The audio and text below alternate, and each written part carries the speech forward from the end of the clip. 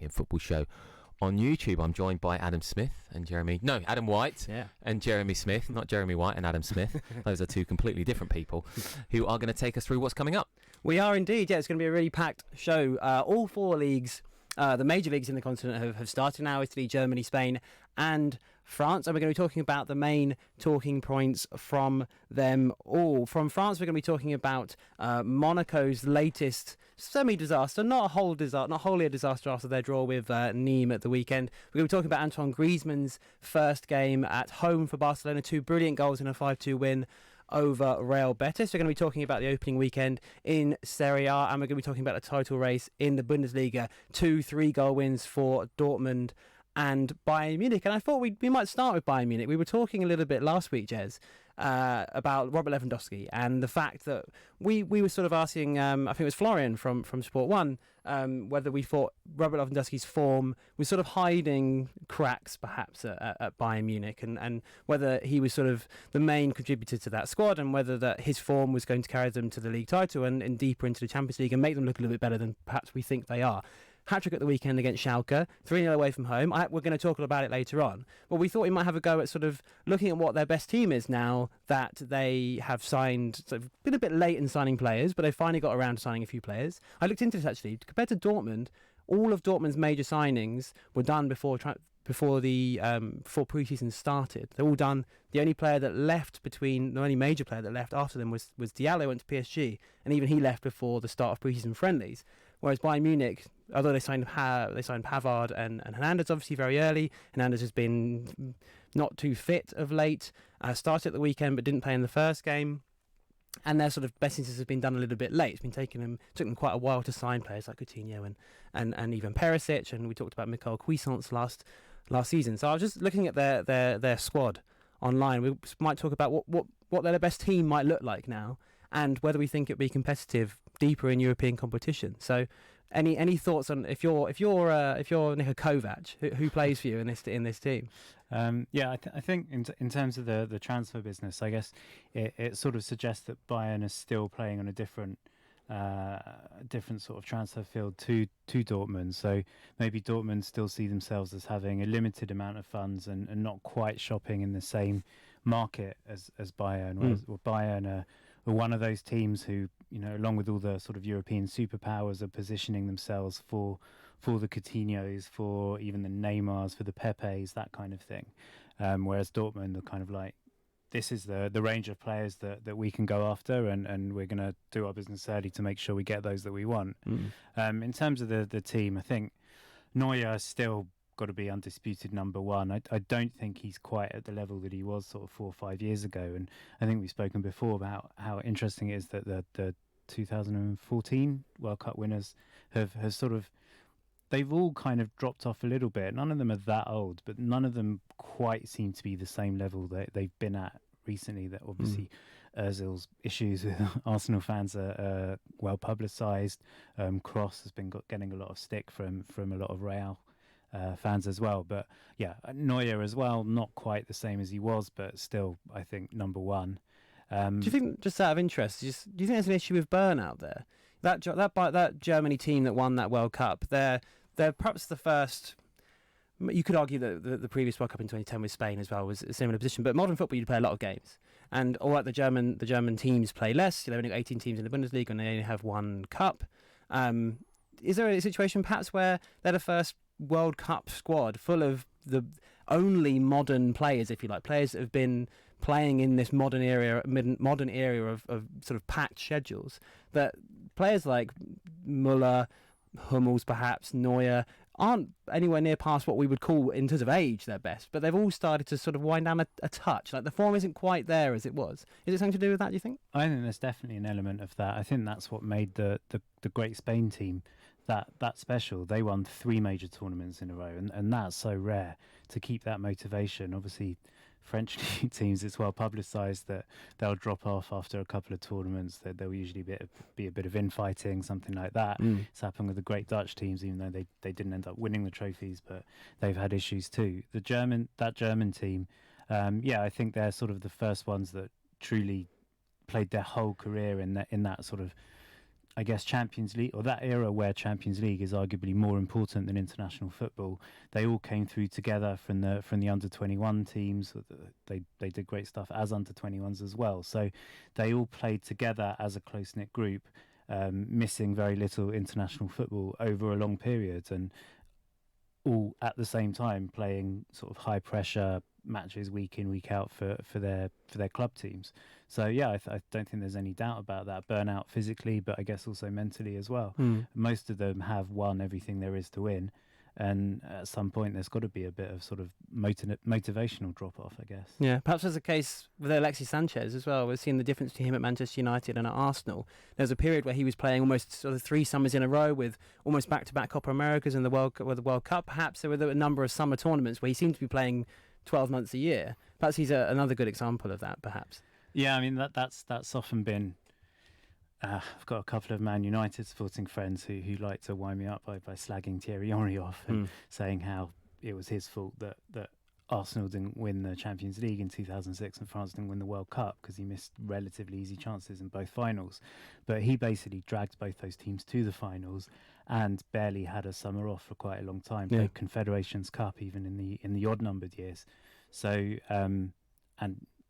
playing probably 50, 60 matches a season during that period as well. So I think that's one of the sort of unspoken pressures as you've seen this week in America, that Andrew Luck retiring early from American football and getting a lot of stick from some people, but also a lot of support, saying you have no idea of the kind of pressure that physically and mentally that professional sports people are playing under.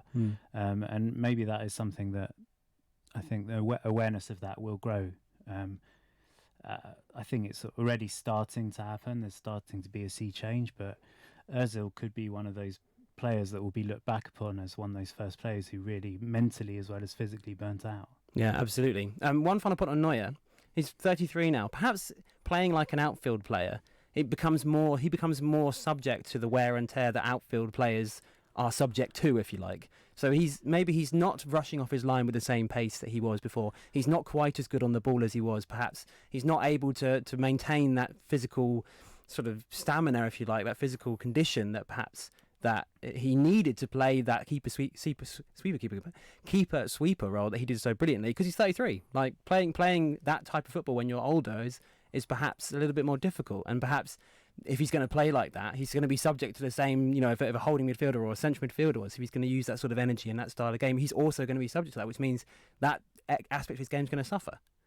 I think that's probably a factor. I also wonder with him sometimes whether the whole sweeper-keeper thing got a little bit sort of too much into his head and sort of not believed his own press, but it became such a thing that he felt that he had to do it a little bit more than was normal, or maybe he overdid it at times. Yeah, for sure. Right, let's crack on. Centre-backs. So we think we've got Neuer in goal.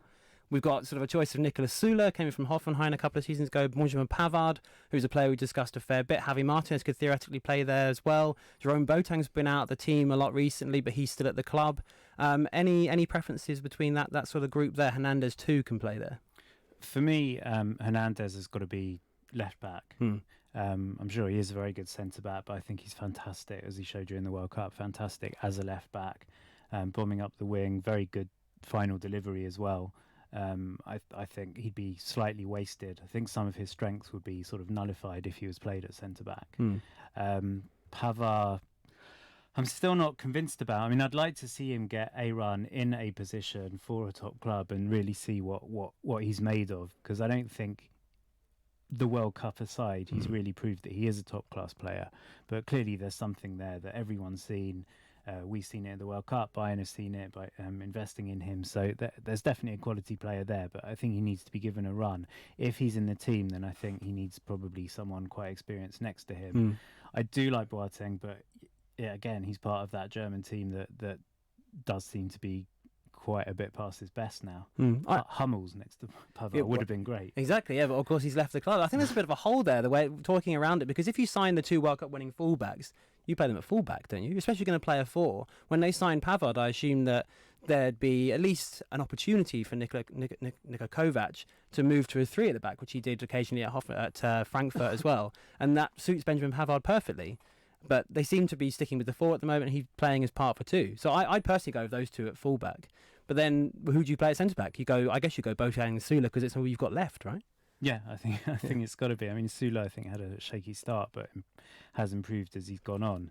But yeah, that is one position where actually they seem a little bit short. And David Alaba, that leaves David Alaba out as well, who's obviously a quality player on his day for sure. He's been around for a long time in that team. Possibly another reason to go 3 at the back. Yeah, exactly, for sure. Looking at the midfield, just there's a lot of options in there. Where we put Josh Kimmich in here? Because he can't, if we're playing with the French fullbacks at fullback, he has to play midfield, doesn't he? Would you start with him there? Yeah, I mean, I think I mentioned last week how he was kind of the natural successor to Philipp Lahm. Maybe he's the natural successor to Philipp Lahm moving from fullback to kind of defensive midfield role. I do think he's just a very good all-round footballer and probably could do a good job wherever you place him. But yeah, I mean, I think I'd still have him probably at right back. I think. Yeah, I am talking as if we're going to play 4-3-3 here. We haven't discussed formation. I thought we could do a whole show on this Bayern question. Other midfielders, if we're sticking with the 4-3-3, do we take Javi Martinez? Do we take Müller? Do we take Tolisso? Does Müller play on the wing? Does he play up front? Let's go with Müller first. Where does Müller play? Is he even in your team? It pains me to say it because I've always been a huge fan of Müller, but I'm not entirely sure that he is in my starting lineup anymore. Definitely coming on as sub, still such an intelligent player and the type of player who, you feel could study a game and then come off the bench and really know exactly how to manipulate the game to his strengths. But yeah, again, part of that Germany team that I don't think is quite at the level he has been at previously. Great player to have in the squad, but yeah, not sure I'd be starting him. Yeah. And Tolisso, slightly biased, but I think he's a fantastic player. Really can play pretty much any position on the pitch, as he proved at Lyon. But an excellent box-to-box midfielder who can even sort of push forward and almost play as a number 10 if need be. Really unlucky last year, obviously, with injury, but hopefully coming back to his best soon. Yeah. Okay, interesting stuff. So say we leave Müller out, we play Perisic on the wing, and then Lewandowski plays up front. Where does Coutinho play? Left midfield or as the forward most thinking of a 3 in the midfield? Well, first of all, it depends which Perisic you're playing. Yeah. Are you playing World Cup Perisic or last season's Perisic? Coutinho, I still like him as a number 10 or possibly as a kind of deep-lying second striker. Such an intelligent player. And although Lewandowski, I think, is excellent off crosses coming from the wing, I think sort of down the middle would be a brilliant addition to the team as well. For sure. Okay, so if we're going Coutinho as a number 10. Should we move to 4-2-3-1 because that's a classic German formation. We end up with Kimmich and one other in midfield. Who are you picking alongside Kimmich? We've got quite a few options there. Martinez, perhaps Thiago Alcantara. I think it has to be Alcantara, doesn't it? I think I think if you're playing a more offensive-minded formation, then Alcantara. But possibly if you're looking to be a little bit more defensive, then maybe Martinez. But yeah, Alcantara, he's the one that keeps everything ticking, I think. And I do think that Cuisance has the potential to be that in a few years, but not yet. We talked a little bit last week about Pavard and perhaps not necessarily trusting him, although he had a good World Cup and he's done well at Stuttgart. As we leave him out at right back, we put Kimmich back there, and then we get Javi Martinez in the team alongside Thiago. I think so, but we've forgotten Koeman. Oh yeah, Kingsley Coman, of course. Does he start over Perisic? For me, he does. I think, again, been unlucky with injuries, but when he has played, I think he's always played well for Bayern. He won the penalty for the first goal this weekend. I think he's a quality player, and I think it's no coincidence that of all the sort of wide players that Deschamps has to play around with, when he's fit, Koeman is generally the one that he picks. And I do think he's a match winner, and I think he's improving all the time. I think Bayern's a perfect place for him to sort of improve his footballing intelligence, and yeah, he'd be in my team for sure. Is that the full 11, chaps? I think it was we've Neuer. got 13 now. Yeah, playing 7-8-4 in this team. Yeah. Interesting. Yeah. Well, it'd be interesting to see what they end up doing with that team. I reckon you could both move into management, fellas. Well, thank you. This is the Get European Football Show on Love Sport. Giving your team the coverage they deserve. Love Sport Radio.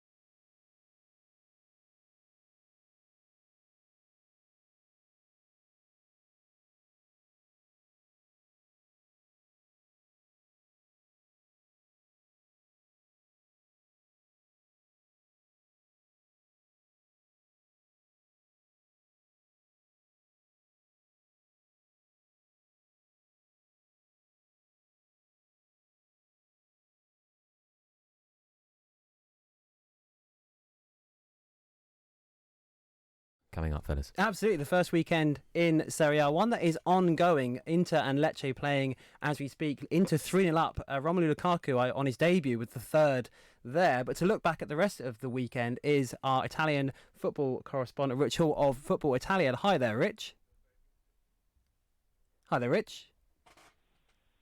Oh, Rich, can you hear me? Yeah, I can hear you fine. Can you hear me? Yes, absolutely. Brilliant stuff. First of all, Juventus, Sarri's first league game in charge. How did they look? No Delict in the team. How did they set up?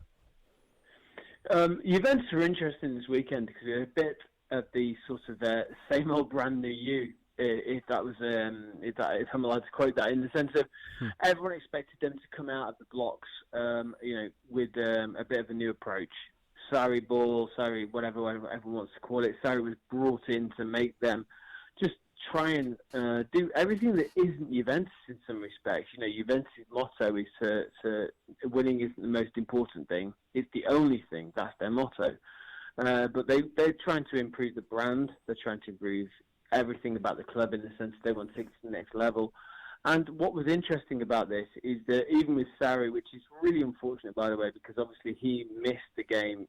He's been treated for pneumonia over the next 2 games. He won't be on the bench, but we did see signs of it.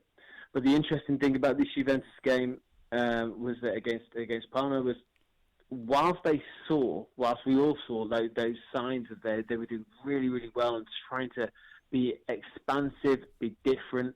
When it came down to it, they went back into the old Juventus mould, and they were ugly, and they did it. So, Juventus are definitely a work in progress, but even without Sarri, it was very, very interesting.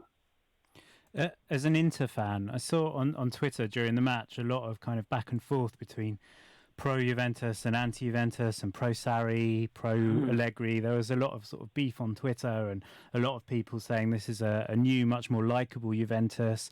Others saying very rude things about Allegri. Sarri seems to divide people as well. As an Inter fan, do you find this a more likeable Juventus? Wow. The interesting thing about this is it's what they're doing it's look at it like this. Inter, we'll talk about Inter in a second. Juventus, what they did with the badge, they've taken now they've got the J. It's because it's the brand. They've changed the kit and no stripes this year because they want it to appeal to the American audience. So I think it's going to be similar to the American referees kit that we see in most American sports. The Agnellis are trying to create something that is more advanced and even what some of the Premier League clubs are doing. And when you see to win isn't enough for them anymore. They want to win. They want to win by playing good football. Juventus are more likeable. I enjoyed watching. Normally you watch Juventus and it's just they do what they do and they win. Now it looked just for moments that they did what they did and they won quite well. So yeah, it's much more enjoyable Juventus to watch. And the irony of this, of course, which you alluded to quite well there, is the fact you've got Inter, who have Antonio Conte and Beppe Marotta, the old, obviously, ex-coach of Juventus, the ex-sporting director of Juventus, with the blueprint of how to win in Serie A. And they're now employing this in Inter. So, you've got 2 totally different sort of approaches now. And as you mentioned before, Inter against Lecce, everyone would have normally thought this is a game that's the crazy into the Pats are into. They may have fallen down on the first hurdle. They've decimated Lecce tonight so far. So it's been very, very, very interesting so far. It'd be really interesting to see if that will be maintained over the course of the year, whether Juventus will slowly become more likeable, more attractive to watch. Because when it comes to those games that they need to win in bigger Serie A games, Champions League games, it'd be really interesting if they maintain that kind of attitude. One thing that really stood out for me this weekend was the return of Gonzalo Higuain. I'm surprised, I suppose, with the link with Sarri. Obviously, we used him at Napoli, he was with him at Chelsea, but he started this game. What's his position at the club? Is he expected to stay and be their first choice striker? And how is he sort of perceived having returned from his loan at Chelsea? Yeah, I think he is, and I think your link with him and Sarri is probably that's the key.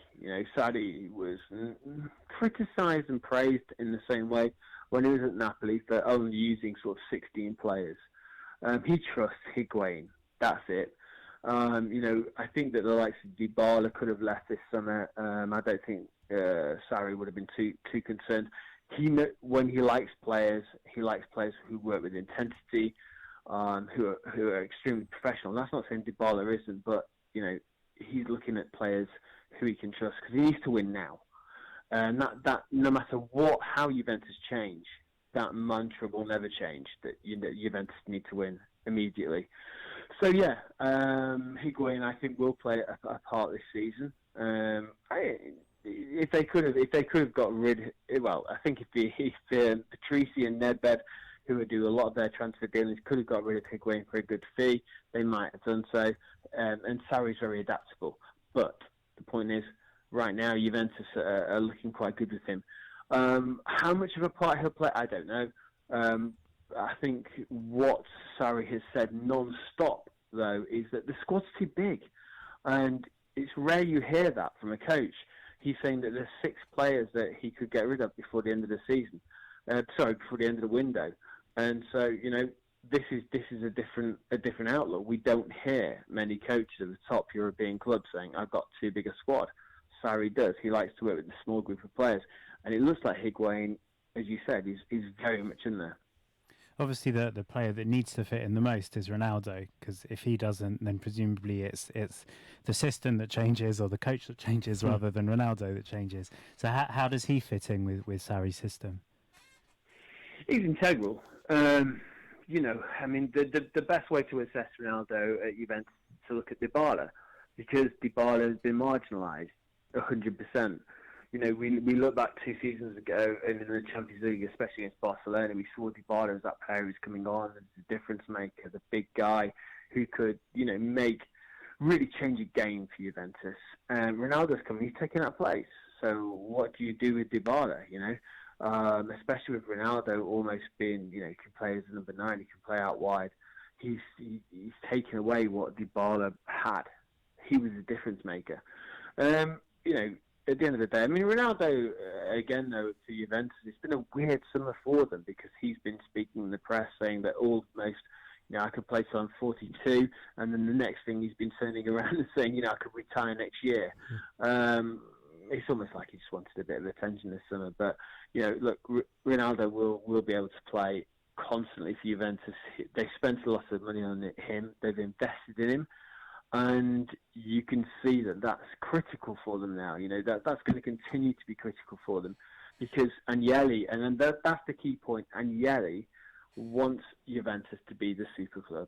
He wants them to be Real Madrid, Barcelona, Bayern Munich, and Juventus. He wants them to be talked about in that sort of level. So, he's the guy back in European Super Leagues at the end of the day. So, Ronaldo is absolutely critical still to Juventus. One final thing, you talked a bit about Inter there. Obviously, the game is ongoing against Lecce. They're 3-0 up. How are they looking? How have they set up? Really good. It's been absolutely... we're talking against Team Lecce, who's not spent a great deal of money in the transfer window. Of course, they can't. Team from Puglia is, back in the top flight. It's always nice to see because we remember from the 90s. But realistically, Inter here, they were expected to win. I think the best way to say this is that there's so much positivity around Inter. 60,000 tickets bought straight away. Then they opened the top tier to increase those tickets. And from the off, the biggest thing about them is they pressed hard, they've worked hard, they look like a team, and they look like they mean business. And Inter, since 2011, especially in the midfield creatively, have been poor. They've relied on individuals like Mauro Icardi, and we can go back. But they look like a team. But, we're 60, 70 minutes into a game that they're dominating against a team that's only just come up. So for two of the things you mentioned before, don't judge Juventus until they play Napoli next weekend, and don't judge Inter until they play the Milan derby in 3 weeks. But, in both cases, it looks positive. Brilliant stuff. Rich Hall of Football Italia, thank you very much. Jez, one final thing from that Serie A chat. Rabiot or Matuidi, who starts Juventus?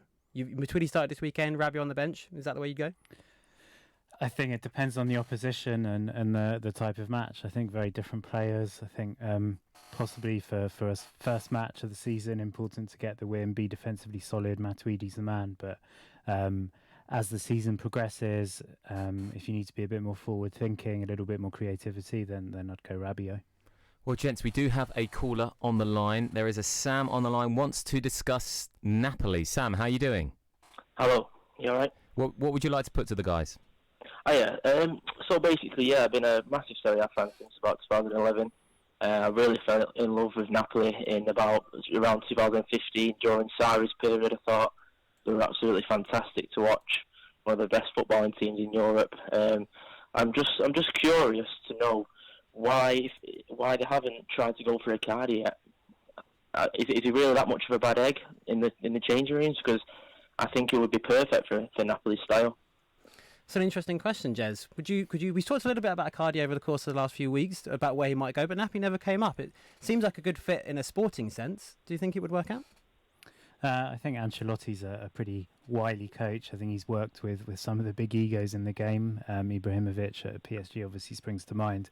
I think Napoli are all very much about the team ethic and the sort of sum of the parts being greater than the individual parts, if that makes sense. And possibly there is a concern that Icardi and maybe even the baggage that he brings off the field as well as on it maybe would kind of affect that balance.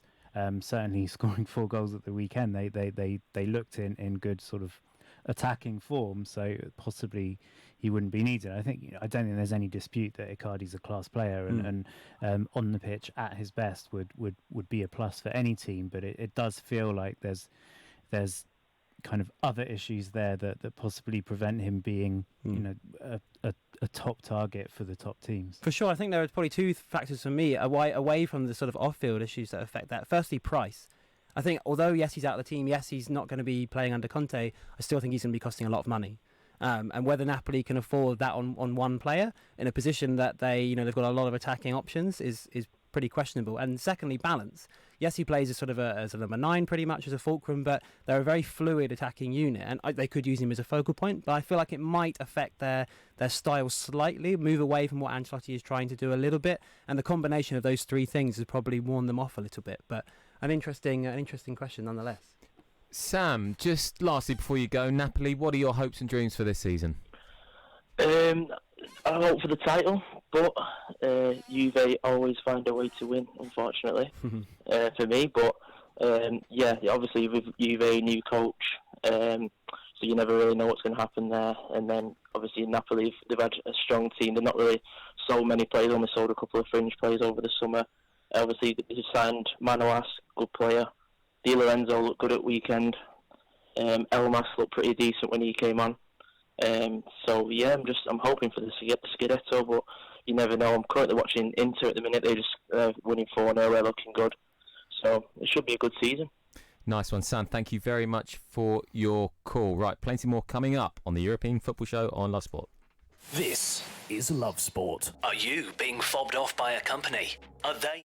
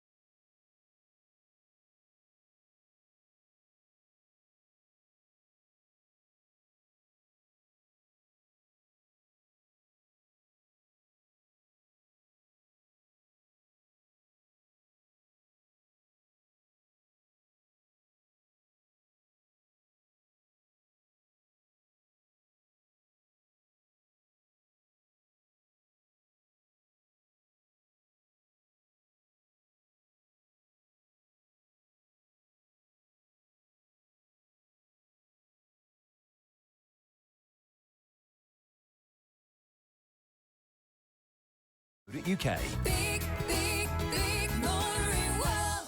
Love Sport.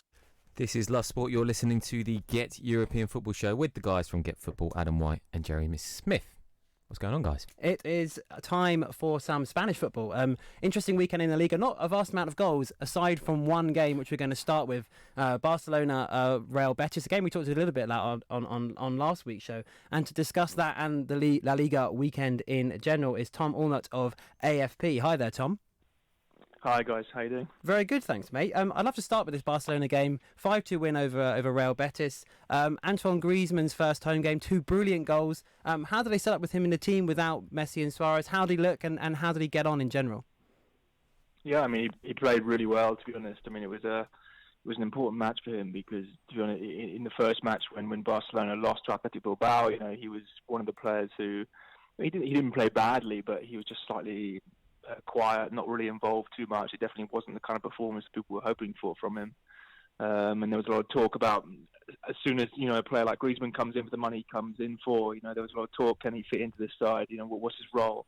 And he really delivered a real statement performance really last night, you know, scoring 2 goals. But not only that, he was very busy. You know, he ran everywhere, he tracked, he pressed very hard. You know, he really led from the front. And given that Barca were without Messi, they were without Suarez, without Dembele, and obviously there's a lot of talk about Neymar at the moment. It was really a very convincing display from him, which really laid down a marker for his time in Barcelona.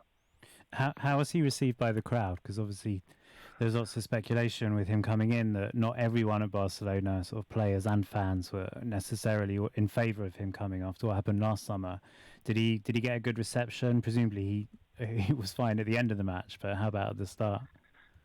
Yeah, I mean, he got to be honest, he got a good reception. I mean, I think, you know, there was a lot of talk that maybe they wouldn't be, the Barca fans wouldn't be so keen on him. And then towards the end of last season, we saw when Atleti played against Barca, you know, we saw some whistles for him and things like that. But you know how quickly football changes, and particularly when you play as well as he did last night, it was almost impossible not to kind of be swept along with him. I mean, I don't know if you saw the celebration when he went to the corner after his second goal and picked up some confetti in his hand and sort of tossed it into the air above his head for the cameras, really. And I mean, that is kind of what Griezmann gives you, a slightly different approach to the Messi approach, where it's sort of all about the football, keep your head down and let your feet do the talking. Griezmann does deliver a bit more panache, you know, there's a bit more extravagance to him as well. There's a bit more of a sideshow, which maybe some people think is a bit of a distraction from what he delivers on the pitch, but in a way as well, it kind of adds to that persona that he's a player who can handle Barcelona, that he can deal with playing for a club like that. And if you an easy and fairly direct comparison would be someone like Coutinho, perhaps, who has arguably just as much talent, but maybe just not quite the same confidence, the same personality to really put his own stamp on the team. And I think last night, in the absence of Messi, it was a great chance for Griezmann to show everyone what he can do. And he really definitely delivered. Not the only player making his home debut, of course. Perez started the game, and 16-year-old Ansu Fati came on and looked promising. Are these two players coming from La Masia? What's their story, and how did they look last night? Impressive debuts, no? Yeah, very impressive. I mean, particularly Perez, you know, he scored a goal and looked very comfortable. He was very busy. You know, I mean, he missed a couple of chances, but not kind of goals and chances that you sort of blame him for missing. It was more, okay, this is a guy who wants to be involved. He's not scared. He's not hiding. You know, he really wants to be a part of it straight from the off. You know, so I mean, I think more, maybe the wider point is that one of the main problems that Barcelona fans have had with Valverde, and there are a few problems they have with him, is that he perhaps doesn't necessarily trust in youth enough. That kind of idea of Barcelona giving the academy talents a chance has slightly drifted in recent years, and it was an interesting development last night, really, that Valverde gave those two guys a chance, because it suggested perhaps that the season is going to be slightly bolder, maybe slightly more adventurous in that way. Of course, you know, there were absentees, there were injuries up front with Dembele and Suarez and Messi, so it remains to be seen how much of a chance they get later on in the season if those guys come back. But they played well and they got a good chance, and obviously the Barca fans loved it as well. You know, I mean, there's that unique feel good factor, I think, that young players, you know, that are brought through the club really give, and And you could feel that last night. There was a real buzz in the Camp Nou. There was a real. It wasn't just because it was the first game of the season at home. It was also because you have these two young guys. You have Griezmann playing. There was a real sense of excitement there, and I think that can really help Barcelona this season. We were talking earlier about what the sort of Juventus ethos is. Do you see that as the Barcelona ethos? Is it the idea of bringing through youth, or is this as much as anything because there's that's well publicised that Barcelona want Neymar but can't necessarily afford him? Is this more sort of by necessity, or is it genuinely a sort of return to Barcelona roots? Well, I mean, that has been the ethos. I think if you ask most people around the world, what they associate Barcelona with, they would say the style of football that we all know, the passing style, and also the ability to bring through players, which they have done in the last, 10, 15, 20 years, and even before that. And just in the last few years, it's been less so. And if you compare, for example, with someone like Real Madrid, who have traditionally been the team that has spent all the money on kind of the big stars abroad and brought them in, and perhaps been slightly less attentive to their own youth products. In fact, in the last 3 or 4 years, it's almost been the other way around, where Real Madrid have been the ones who have been more faithful towards sort of young Spanish players, and Barcelona have been signing, big names from abroad for big money. So, in a way, it is a return, I guess, to that previous idea. But as I say, I think maybe it's a bit too soon to be making that judgment. I mean, first of all, part of the problem for them really was that their first team has been so strong for so long. I mean, if you have a team that they've had for the last few years with Iniesta and Xavi and Messi and Suarez, these are not players who are easy for young players to come through and to take their places. So that is also part of the problem. And also there was obviously the international ban they had on signing players, so that came into it as well. So I mean, listen, I think it's a bit too soon perhaps to say in a way that it's a return to an ethos, but it was certainly a kind of a nod towards that, and that went down very well with the Barcelona fans. You mentioned Real Madrid there, and we were sort of talking a little bit about that ethos at Barcelona. One thing that what stuck out about the Real Madrid team that drew with Valladolid at the weekend was that a lot of the players have been there quite some time. It was sort of a callback to sort of 2 or 3 years ago when they were winning when they won those 3 Champions Leagues in a row. But obviously not the same results. No Ronaldo, of course. What happened to Madrid last night? A 1-1 draw at home with Valladolid, were promoted last season, just about stayed up. Pretty disappointing result, no?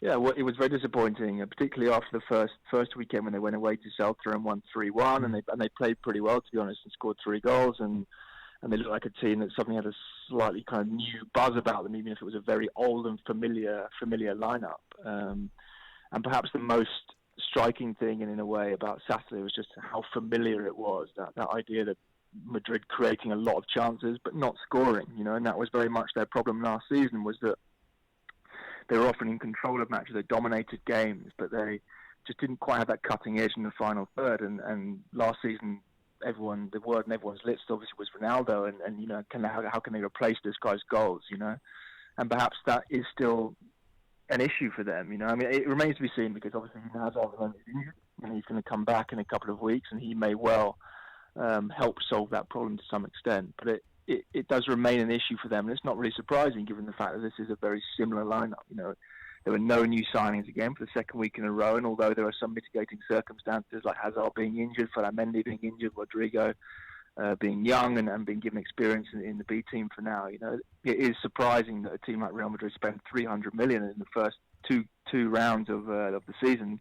They don't play a single new signing. So I think bubbling beneath the surface here, there is a certain there was a political element as well in that Zidane perhaps the summer didn't quite go as well as he wanted. The players that he wanted out didn't leave. The players he wanted in didn't come. And to some extent that happens, at a big club. You can't have everything your own way. But I think Zidane in some ways is playing a bit of a game at the moment, in playing people like James Rodriguez and Gareth Bale, both of whom actually played pretty well at the weekend, were two of the better players, but neither of whom played any part really in the pre-season matches of Real Madrid. So there is a certain cat and mouse game here, I think, being played, where Zidane is basically making the best of what he has, and he's being very positive in press conferences. This is what we've got, this is what we're going with. Everyone wants to be here. That kind of message. But I think he's also saying, look, I'm playing exactly the same team as what we had 2 or 3 years ago. The revolution that maybe I was promised, that I wanted to bring in, hasn't happened, and that wasn't my fault. And And in some ways, it'll be interesting to see now how long he goes with that. If Real Madrid do well and they start playing well and they start to win some results, then I think it will be forgotten. But I think if in the next 2 or 3 weeks they continue to labour a bit and perhaps don't get the results and fall behind Real Madrid, Atletico and Barca, then we might see that political element, that disappointment from the summer transfer window kind of coming to the surface a bit more. Fantastic stuff. Great insight. Tom Allnutt from AFP. Thanks for joining us. Jez, one quick question to you about Real Madrid before we move on. Rafa Varane, he was the youngest player that started in this team against Valladolid. He's only 26. What happens next in his career? He's already won everything. Where does he go next? If you're him, what are your goals for the rest of your career? Is it win the Champions League with a different club? Is it win back-to-back tournaments with France? What does he do next? He's such a decorated player. I mean, I guess in a way this goes back to what we were saying earlier about the great Germany squad. I think that he started young, so he's had the chance to achieve earlier, and obviously being at Real Madrid automatically gives him the chance to win everything there is to win. And certainly this summer, even last summer a little bit, but certainly this summer there were strong rumours that he looked on the way to possibly going elsewhere and just trying something new. I think the fact that Zidane was back at Real probably was a big factor in him deciding to stay in the end. I guess the problem is, where do you go? Real are a super club.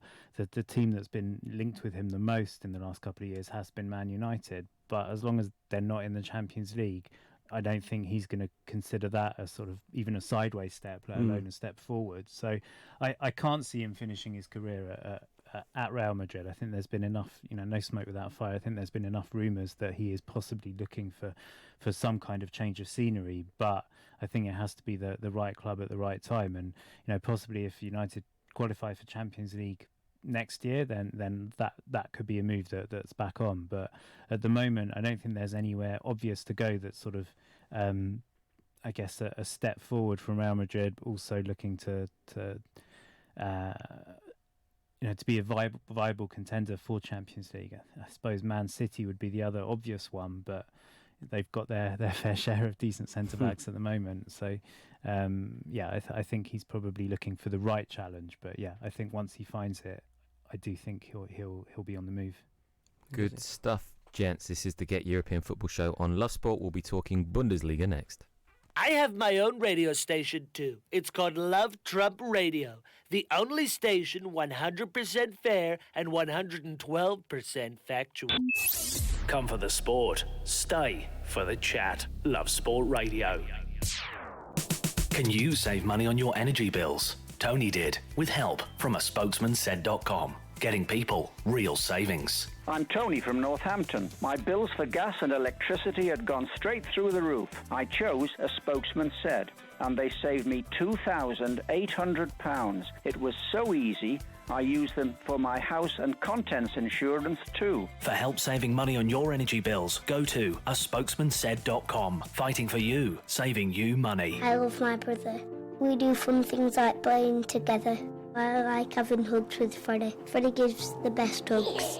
Freddie used to be very poorly, and the doctor said he might need a new liver.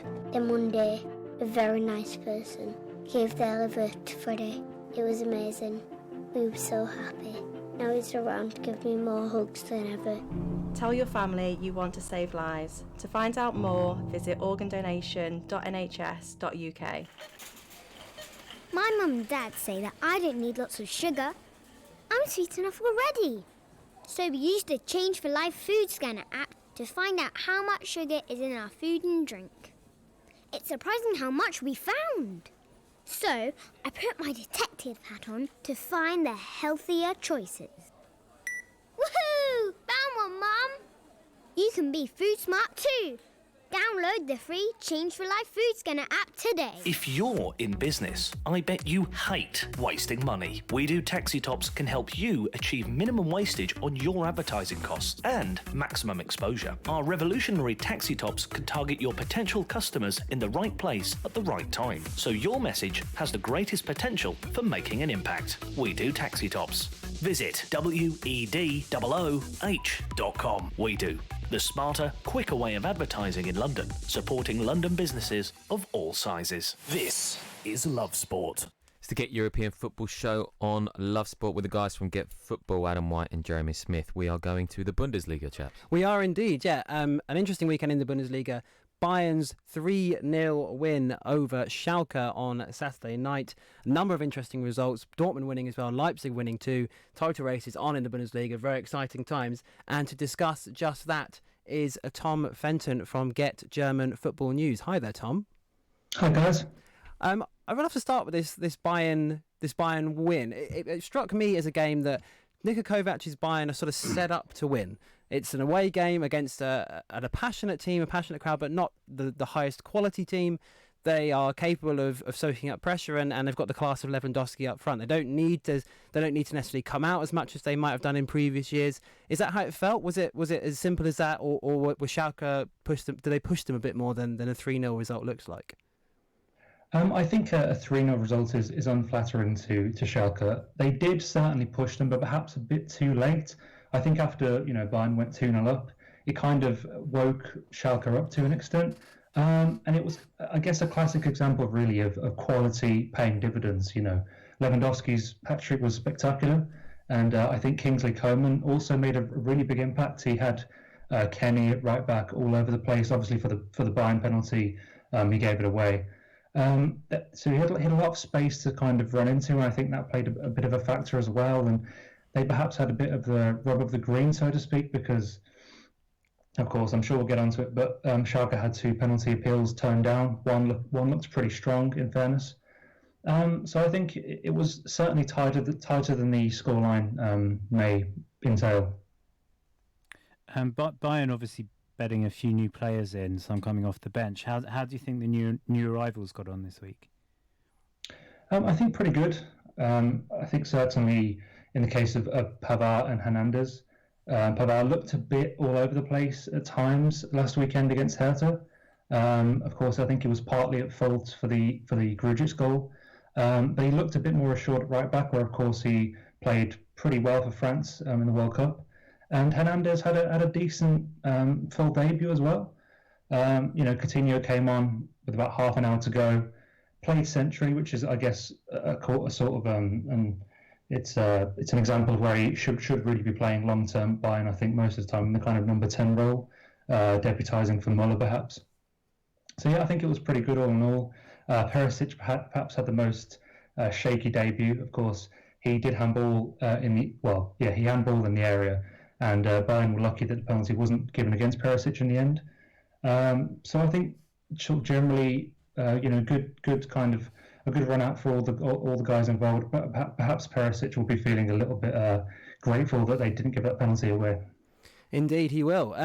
The Schalke team this season is an interesting one. David Wagner's taken over. Obviously, it kind of fell apart a little bit at Huddersfield, although not entirely his doing, given the lack of resources there and perhaps the lack of quality in the playing squad. What can Schalke fans expect from a Wagner Schalke team?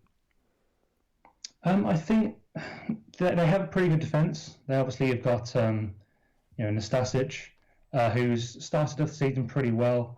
My one worry with Schalke really is just putting the ball in the back of the net. That's 2 games now without scoring. And okay, the quality of opponent is pretty good in the form of Gladbach and Bayern. But they played without a really recognised striker.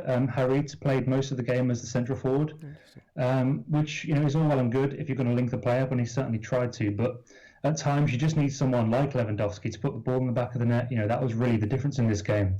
You take Lewandowski out of that game, and I think you may have a draw, maybe a Bayern victory, but certainly he made the difference with just clinical finishing.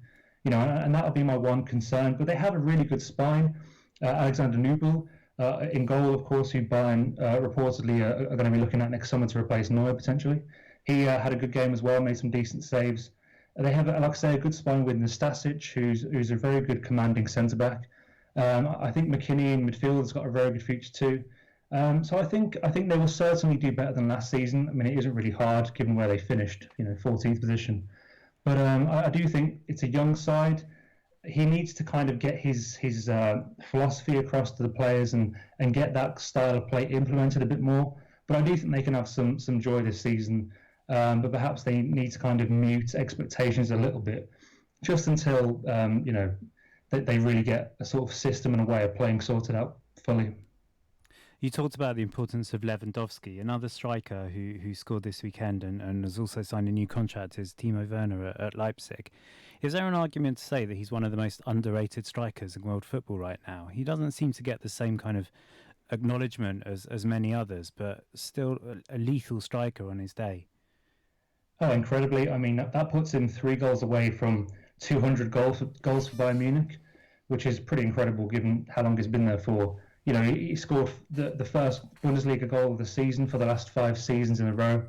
You know, 6 so far this season. And it's remarkable, really, how he does fly under the radar, because it's very easy, I think, to kind of paint him as this classic number 9 in the kind of Gerd Muller, kind of shape. But he really is so much more. And I think this game kind of emphasised this.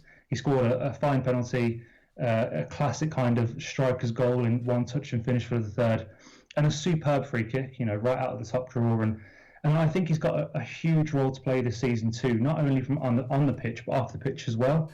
You talk about Robin and Ribéry departing this summer, and he really is going to be one of the key figures, one of the key leaders in that room, as one of the senior players. He's 31 now, and I think he's going to have a big role to play in sort of nurturing some of the younger players, being a real leader. And if Bayern are to win the Bundesliga this season, he's going to have a big role to play, and I'm sure he'll be grateful that he has the likes of Perisic alongside him to maybe take a bit of the goal-scoring burden off him as well. But there's no doubt about it, he's still one of the best strikers in the world, most certainly. Tom Fenton from GGFN, thank you very much for joining us. Fellas, you didn't give him your team. I thought you were going to do that. Oh yeah, we did. We actually had a Bayern team at the start of the show, as you recall. I think I'll tweet it out during the break, but and see if anybody thinks it was slightly different or they would go slightly differently. So check out the Get European Football Show Twitter feed for that, and obviously my own, which I suppose hopefully they'll retweet it. Pick up producer Tom will see it. But yeah, an interesting team for sure in the latter stages of the Champions League. Good stuff. We'll talk more about that after this. This is Love Sport. I'm Leslie from North Essex. I couldn't believe that after 5 minutes I'd saved over £900 on my energy bills. When my car insurance was then due for renewal, I went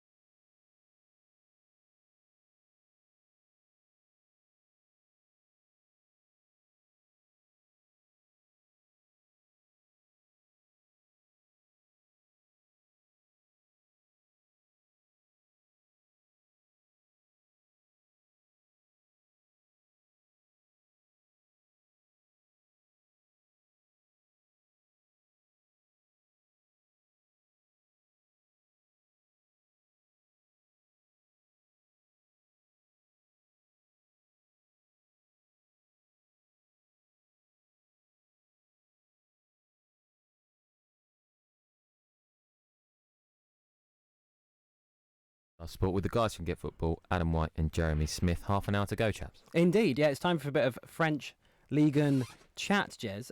We talked about our sort of games to watch for the rest of the weekend or the rest of the week at the end of last week's show. And we picked out Nîmes travelling to Monaco after Monaco's 2-3-0 defeats to Lyon and Metz, had a man sent off in both.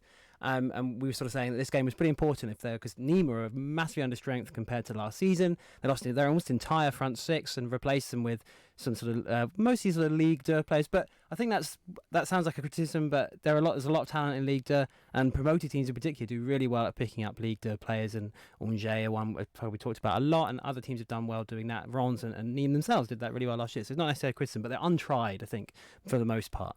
Apart from Philippe Potu, who's been around a bit, and Luca Doe's been around a bit. But even so, it was a game they should be winning at home given their squad. And it finished 2-2. They were 2-0 up. Ismail Slimani, and Wassim Ben Yedder, new strike force, played a 4-4-2, kind of going back to that title-winning team, a little bit the same sort of shape at least. But then it all fell apart a little bit. Yeah, another sending off. To be fair to Monaco, probably a third consecutive slightly harsh sending off, maybe more an orange than a red, I think. But the fact is that squad should be doing better, even down to 10 men, and certainly down to 10 men with a 2-0 lead. They should be looking to close out the match, and I think it's indicative that there's big problems there. Definitely Nîmes deserve a bit of credit, even by the understrength standards that you talked about. They were even more understrength because both their starting centre-backs, one of whom is their captain, were missing as well. So this really was Monaco's for the taking, particularly at 2-0 up, and a great chance actually to go 3-0 up. And the fact that Nîmes came back, I think, says a lot about Nîmes' character, but also probably says a little too much about the problems that are going on at Monaco right now. Yeah, it's a really interesting situation. Looking at that team, you sort of feel like they should be much higher, but they're playing at a different level. Yes, the sendings off have really affected them. They go on to win tomorrow's game if Jemison doesn't get sent off, don't they? You think? Yeah, I think they do, but I think that the fact that there was that sending off, particularly the fact that it was Jemison, possibly is not a surprise. I mean, Aguilar's last week was that was pretty clear cut, I thought. It was a pretty reckless reckless challenge. I think of the wet pitch of the three, I think it was probably the most fair enough. And also surprising because although he's playing for a new team, it's only his second match. I think he is sort of at the top of his game right now.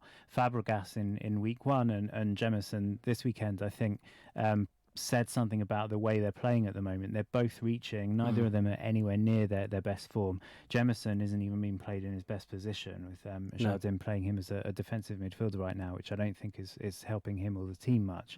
But actually the Jardim-Jemison dynamic is one of the things that says a lot about the issues going on at Monaco right now. So yeah, I think they probably would have held on. As I said, they should have already been 3-0 up. I think Martins, who in another way kind of epitomises Monaco in that he had that one excellent month just after he came in, sort of in the January transfer window, and it was probably that month that ultimately saved them from relegation. But frankly, he's done very little since then. He should have put them 3-0 up. He missed a good chance. And then it just felt that, as happens with any team that are struggling and low on confidence, as soon as you get a couple of things against you, not putting away a good chance and then going down to 10 men, the momentum massively shifts, and then it was all Nîmes, and arguably Nîmes could have won it at the end. But I think Jardim's post-match press conference also said a lot about the state that Monaco are in right now. There was no sort of acknowledgement of his issues, and I think that he is a big part of why things aren't going right. I don't think he should have been brought back. I don't think he's changed anything. The French investigative journalist Romain Molina released quite a good sort of expose about it last week, saying that Jardim had already lost the dressing room. Ronnie Lopez left because he couldn't bear working for Jardim anymore. Falcao, who was one of his more sort of loyal subjects, has got issues with him now. That his training regime is I guess barely deserving of the word. And it was interesting that Jardim talked about the fact that one of the reasons that Nîmes came back were because the the Monaco team weren't physically ready. And he mentioned mainly the newer players. But first of all, a couple of them have had a pre-season at their former clubs before joining. And secondly, I think as was shown in the first two matches, the 3-0 defeats to Lyon and Metz, there's big physical problems with it all the way through that team. It's not just the newcomers. That team does not look physically ready to kind of play at a top level for a full 90 minutes. And Jardim's got to take some of the responsibility for that. I mentioned Jemison, the fact that he's insisting on keeping players like Jemison and Glick in the team, where they just really don't look up to it anymore, I think is a big issue. I think it's probably causing tension in the background. This even goes back to Melina alluded to it. It even goes back to Henri's time and the suggestion that although Henri will even admit that he did some things wrong and possibly he kind of misjudged his sort of attempts to be a kind of authority figure, he was very much stabbed in the back by a few players, and the three that were sort of most widely condemned were Subasic, Jemison and Glick.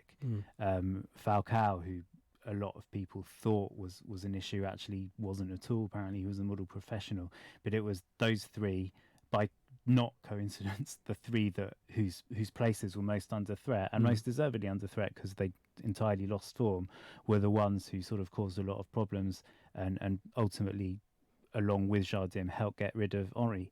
That having happened, you'd expect those four players or those three players and the coach to step up, and they absolutely haven't. And they're basically pretty much in the same position that they were this time last year because nothing's changed. They've sort of gone full circle. They've moved away from what went wrong, and then they've somehow moved back again.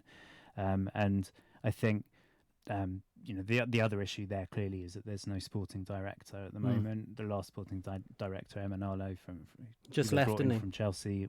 I don't think he did anything for the club anyway, but clearly there's no direction there, no sporting direction. We've talked about it enough with PSG and the fact that there's a non-football person kind of running the show and the issues there. Obviously they can hide it because of their financial clout, but at Monaco, with the small support they've got, and obviously they've got some financial benefits, but not too many. They need to have some kind of sporting direction. They haven't had that, and there's even an argument that this has been going back a long time. They've just got very lucky with a few youth products like Mbappe, obviously, and some very talented players that they brought in. But again, Melina alluded to the fact that some of these names that have been brought in, effectively it's agents, particularly Jorge Mendes, just throwing names in the air, and some clicked all together at the right time, and since then a lot haven't, and that's where the problem lies. That there's no direction. There's a lot of sort of sticking a wet finger in the air and just hoping something sticks, and it looks like their luck's run out and they don't know what to do to change that. For sure. I think you trace it all the way back to when Luis Campos left, who's obviously now Lille's sporting director, fantastic sporting director at Lille, turned that team. There was a lot of clashing with Bielsa about whose players were whose, and they were sort of both trying to build two separate teams, it looked like, and ended up ripping up a team, starting again with extremely young squad. I think Kevin Malcuit is now at Napoli, was the oldest player at 26, the only senior player, outfield player, apart from Vincent Anyama, who was exiled from the team at one point, and they were just completely at sea. And he sort of, when Bielsa left, after 13 games, there's that brilliant picture that is probably still floating around on Twitter of him sitting in a cafe watching Lille after he was sacked on a laptop in like a sort of a dingy cafe in Lille, which I thought was quite sort of classic Bielsa, really. After he left, he sort of, in conjunction with Christophe Galtier, rebuilt that team, gave it some experience, gave a more sort of holistic approach to that team, and they've gone from, they really could have been relegated that end of Bielsa season. They were very, very close to effectively challenging for the title. I see, okay, they were a long way behind, but they finished second and deservedly so. And if Campos leaves, I think it was at the beginning of the 15-16 season, a lot of that title-winning team were already there. And obviously Jardim, yes, since then his relationship with the club has broken, with the squad has broken down. But you have to put a lot of that sort of credit, you have to give it to Campos to some extent for helping build that team. And since then, they've had a few sort of issues at the top, and Emanalo came from Chelsea, and he was sort of marginalised for a long time before he eventually left earlier this month. And obviously it didn't go particularly well. We talked a lot about it, but they sort of shifted from one end of the spectrum, signing teenagers for a lot of money. Then this season they've tried to sign a lot of older sort of internationals, sort of almost like a Champions project, Marseille style, which is a bit of is a criticism. And it took them so long to make that shift as well, which really affected the team, that the first game against Lyon compared to this game with Nîmes, only 5 players started both of those games. Okay, there are injuries and suspensions in there too, but they've signed new players and they're still bringing them in. And they're just off the pace. And if you look at above Jardim, yes, Jardim has got so many issues, as you mentioned. The team aren't fit. They look a little bit unfit, but you look above them, and there's no Vadim Vasiliev, who is a brilliant vice president, got some amazing deals done with getting fees from certain players, bringing other players in, and he left just after Henri left, I think, last season. Whether that was anything the club could have stopped, I don't know, but it would have been a good idea to. His replacement came in earlier this year, and obviously hasn't been there too long. And it just feels like that above Jardim is there's chaos too, as well as there's sort of below him, if you like, with the team, and it's just sort of conspiring to be a complete mess, isn't it? It's bizarre. Yeah, I mean, the fact that no one's entirely sure to what extent to give credit to Campos or Vasiliev or Jardim for the things that went right possibly say a lot about how mixed up the whole structure there is. And the fact that all three of those are replaced and then one came back in just confuses things even more. And that's the problem, I think. There isn't one person setting out their stall saying, I'm in charge here, this is the direction we're going in. And I think Oleg Petrov, who was brought in to replace Vasiliev, I think is trying to do that. He's trying to sort of take charge. He's certainly, in terms of Mendes, he's put the brakes on him. He's kind of said, look, the deal was you shift some of the players we've got and then we'll let you think about bringing in some of your clients. Apparently he's sort of suggesting lots of players that Monaco should buy, but he's not interested in selling any of them. So I think it's good that he's kind of, I guess, putting the reins on some of the bad business that's been happening over the last 2 or 3 years. But it just feels that it's gone so askew from that great 2016-17 squad that it's going to take a while to get back. And again, I don't think that they're going to get relegated because there's still enough quality in the squad. You saw that this weekend. I mean, there wasn't so much great play, but 2 clinical finishes, really good finish by Slimani and Ben Yedder, just classic sort of poacher's goal on hand to scoop up a rebound after the keeper had made a save. I think there's going to be enough of that they will be okay, but I don't think it's going to be comfortable again like last year. And certainly the way they're going, firstly, I can't see them challenging for Europe, and secondly, I'm not 100% sure that Jardim's going to be there probably come January. For sure. Unless they decide that they've basically thrown enough millions at him over the last couple of years and they can't afford to give him any more. Yeah, it'd be really interesting to see how, if it continues like this, you imagine that it'll fall apart pretty soon in terms of his relationship again. And I think if that were to happen, they'd have to think very seriously about the direction they go in, not just with the manager, but with the sporting director as well. And it would make sense, given if the two were to overlap. It's unlikely because I imagine they're probably looking at bringing in a sporting director as we speak. But there might be some way to sort of bring in a team, and that seems to have worked. Okay, it's very early, and we've talked a lot about Lyon. They've only played 2 games, but it seems to have worked relatively well at Lyon. It's a nice idea. Perhaps there's something they could be looking at there. One more thing before we move on. We're going to talk a lot about various topics from the weekend's football in just a second. But one more question for you, Jez, on French football is something who's sort of been conspicuous by his absence so far, is Neymar. Really interesting situation, development, I suppose, in terms of Thomas Tuchel's position on the Neymar situation. He said he's fit to play. It's been, because obviously he was injured just before the Copa America, that ankle issue against Qatar, I think, in a friendly. And he's been training with the squad all this week. Previously, he's been training quite extensively as well. And he said he's fit to play, and he will play. This is before the Toulouse game. He will play tomorrow if his situation is clear. So they've been a little bit coy about it so far, but it feels like that they've played it pretty well, PSG, which is relatively unusual for them. Leonardo's come back in and seems to have played the situation relatively well. And there seems to be, according to the French press last week, there's a thawing of relations to some extent between Neymar, because he's realised that, yes, Barcelona want him, yes, he probably wants to go, but Barcelona probably can't afford him. And they're running out of time. It's unlikely to happen. So he's going to have to play for PSG this season, quite likely. So it's interesting that Tuchel's kind of coming out and saying that he's trying to almost welcome him back and trying to blame someone else. Like almost saying, like, I want him to play, Neymar's fit to play, and it's just the situation with the club is not clear. Do you think that's a good move from the Tuchel-Leonardo point of view? And do you see it all working out in the end at PSG for Neymar? I don't know about working out in the end. I think he probably is going to end up playing for PSG this season. because it looks like Barcelona just don't have the funds or the sort of marketing position, I guess, in terms of other players, and Real Madrid still don't seem sure that they necessarily even want him. It's interesting in terms of sort of U-turns that Bale and Rodriguez started for Real this weekend, and yeah, I think there is, from PSG's side, I think there's been a sort of gradual thawing for a while now. Leonardo gave an interview a couple of weeks ago where he was kind of made a big fuss about what a good guy that Neymar is, and maybe he's just gone a little bit astray. And we'd happily, to be fair, PSG have never said we want Neymar to leave. They've been clear the whole time. It's Neymar who's wanted to go. I think from both parties, to save a little bit of face, they can't sort of from 1 second to the next say, all right, we all tried to get rid of him, or he tried to leave. It hasn't happened, so we're stuck with it. I think there has to be a little bit of sort of PR attached, and for everyone to look like, we've had a think now, and maybe this is for the best for both. Is interesting, particularly in the context of what happened with PSG this weekend with Cavani and Mbappe both getting injured and both looking to be out for probably a month or so, possibly, or Cavani might be back, but it looks like Mbappe is going to miss the first Champions League match of the season.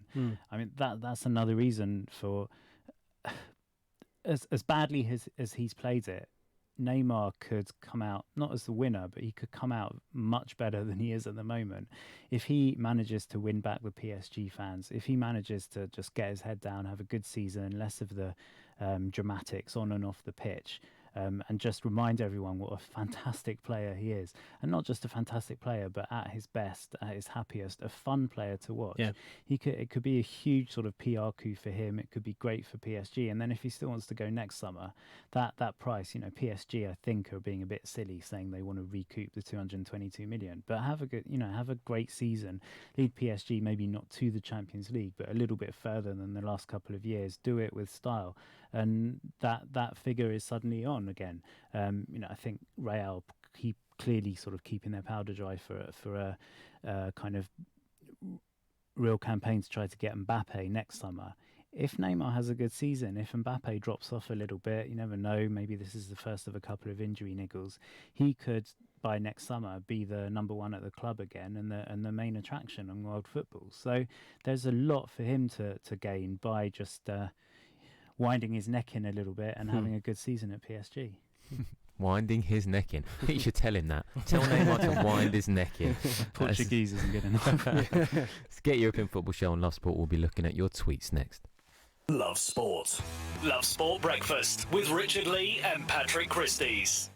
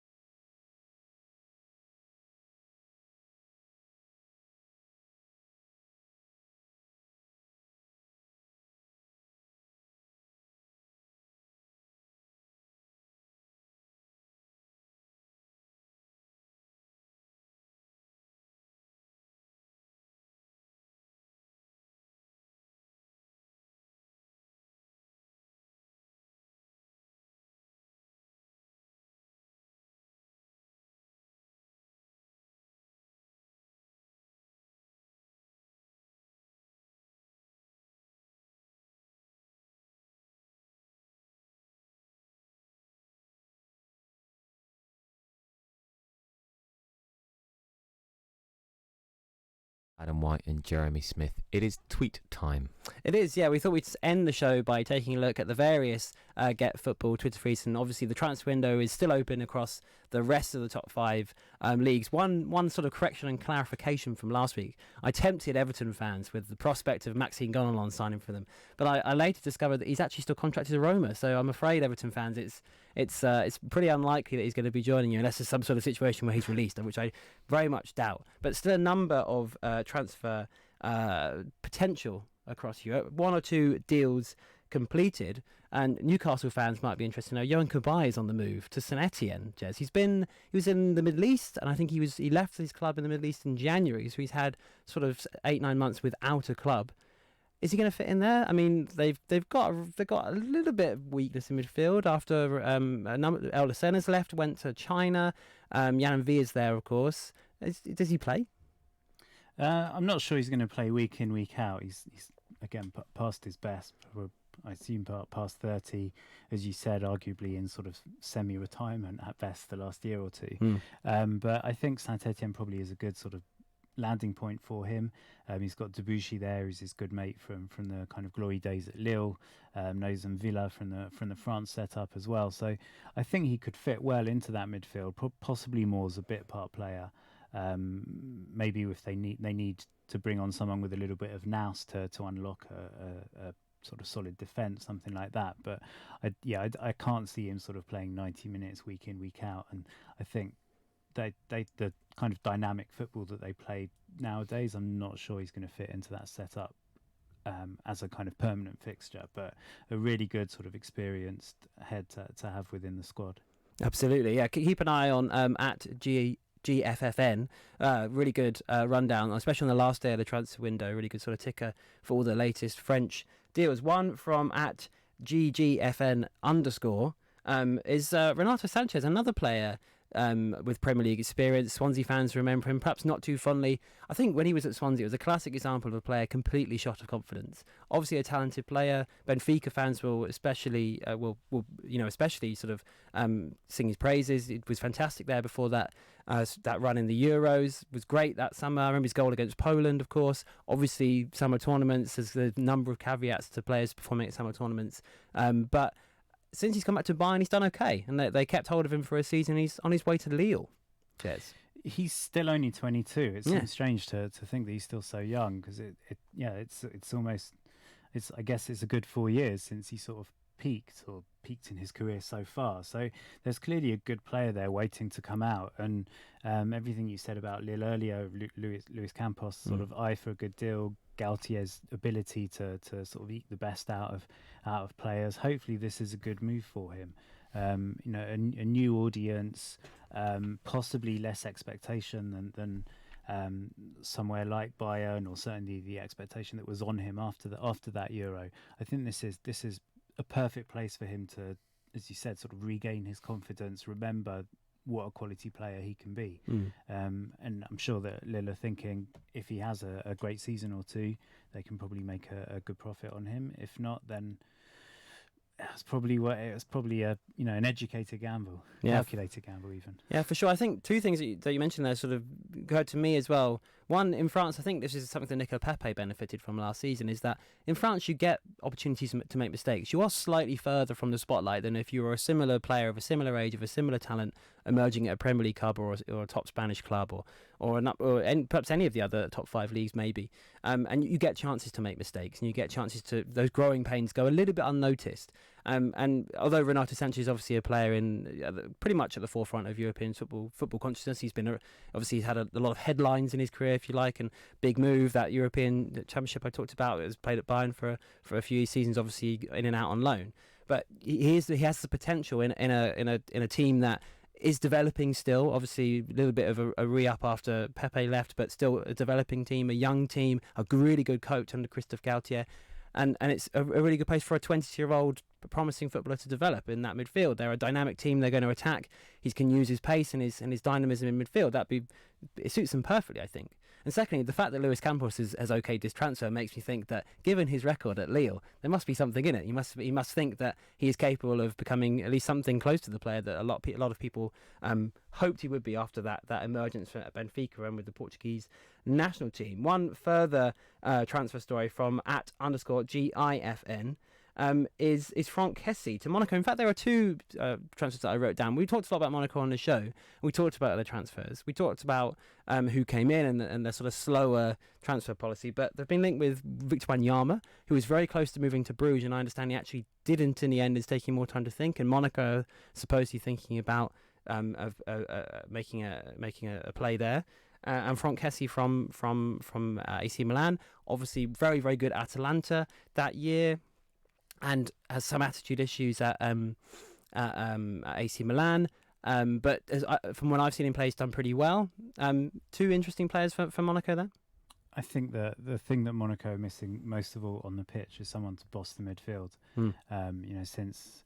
Since Bakayoko and particularly Fabinho left, there's no one to just control that midfield, and not necessarily in a sort of Fabregas style, eye for a pass kind of way, but just getting your foot stuck in, winning the ball back, showing the other team who's boss. And I think certainly Wanyama, Kessie as well at his best, I think are the type of players who could do that. Not necessarily the very best quality in the world, but Monaco don't need that at the moment. They need just someone someone no nonsense to say, look, we're a serious football club, despite everything that's been going on the last 18 months, and this is how we're going to show it. For sure. One final thing before we move on, but very close to the end of the show, a couple of seconds. Some love for Eric Maxim Choupo-Moting, a brilliant goal filling in for Mbappe in PSG's 4-0 win against Toulouse. Fantastic. He got a lot of stick last year, but unlike the bigger name PSG players, he got his head down. He was a good professional. He did a job as much as he could when given a chance, and it's nice to see him in the limelight for once. For sure. Yeah, absolutely. Wonder what Stoke fans have to say about that. This has been the Get European Football Show on Love Sport Radio. We'll see you next time.